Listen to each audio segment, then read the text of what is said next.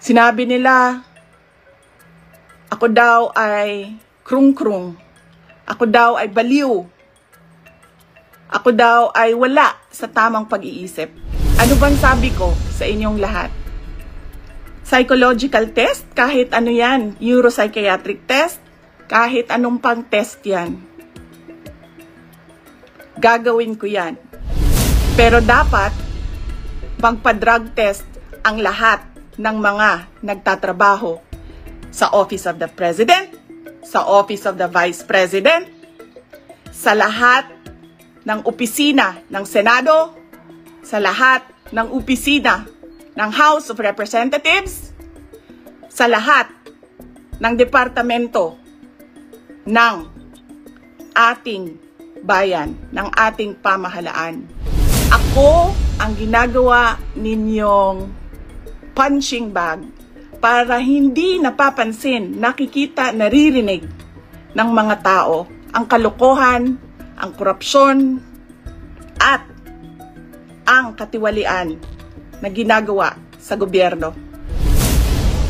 Magpa-drug test tayong lahat. Papakita namin sa inyo na matino kami.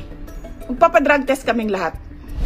Simulan namin sa Office of the Vice President.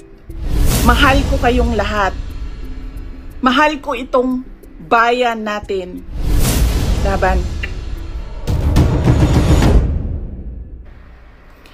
Ulitin ko, dapat hinihingi natin sa ating pamahalaan ang karapat-dapat para sa isang maunlad at mapayapang lipunan. Mga kababayan, nararamdaman ko kung ano yung matagal nyo nang nararamdaman.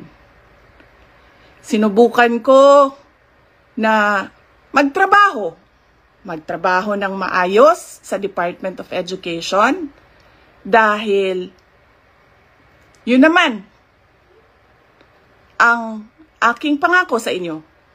Ginamit ko ang pangalan ko, Sara Duterte, Inday Sara Duterte. Sabi ko sa inyo, trabaho, edukasyon, mapayapang pamumuhay. Pero anong nangyari? Binastos ang budget, ang Department of Education. Hindi ko na kailangan magbigay ng ebidensya. Nakikita nyo sa General Appropriations Act, simula sa NEP, papunta sa GAB, papunta sa BICAM, papunta sa batas. Nakikita natin yon.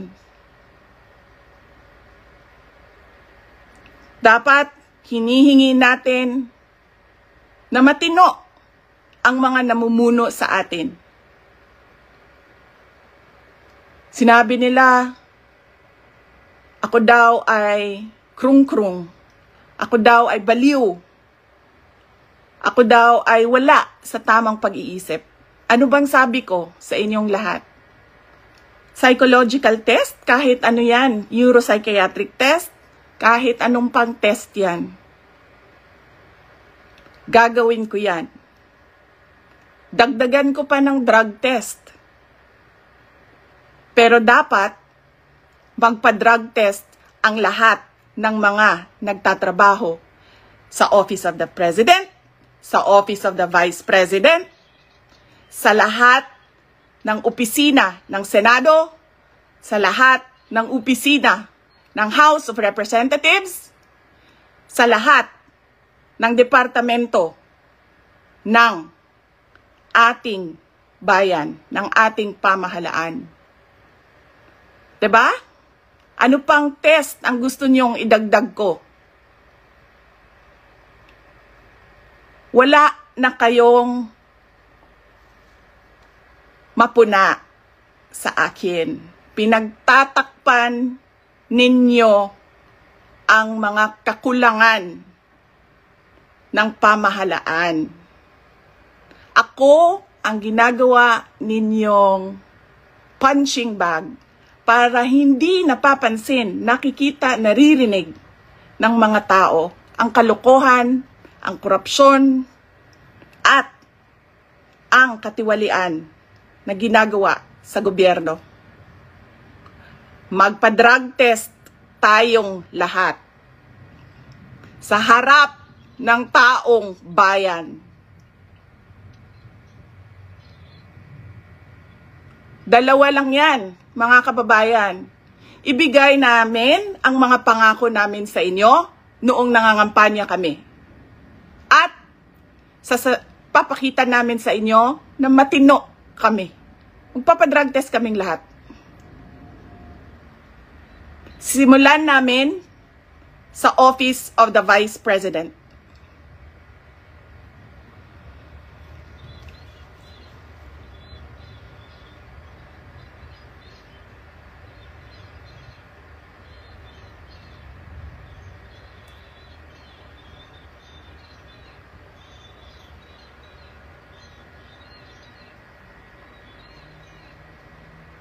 Ayaw nila tayo tigilan dahil hindi tayo sumusunod sa kanila.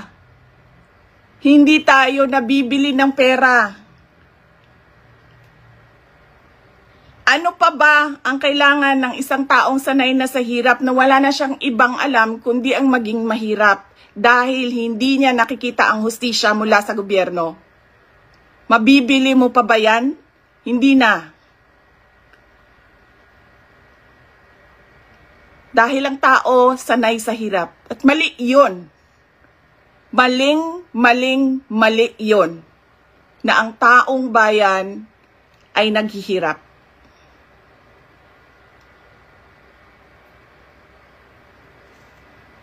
Mga kababayan, ulitin ko ang aking pagpapasalamat sa inyong suporta, sa inyong pagprotekta, at lalong-lalo na sa inyong pagmamahal. Nararamdaman ko yon. Mahal ko kayong lahat. Mahal ko itong bayan natin.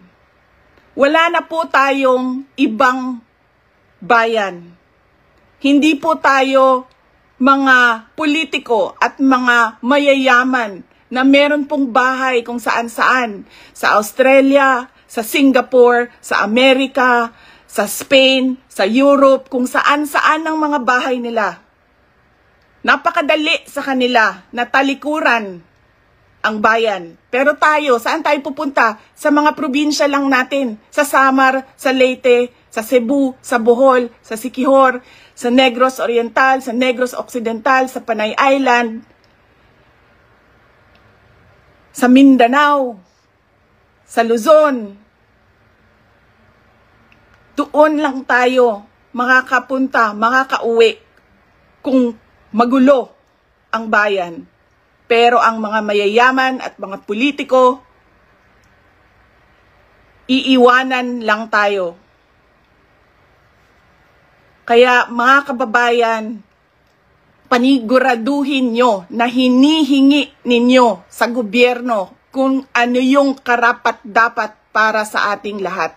Hindi lang karapat-dapat para sa mga politiko at mayayaman.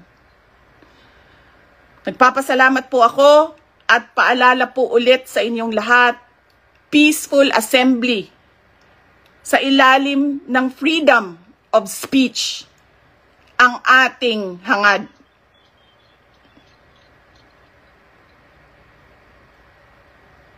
Maraming salamat po. Magandang gabi sa inyong lahat.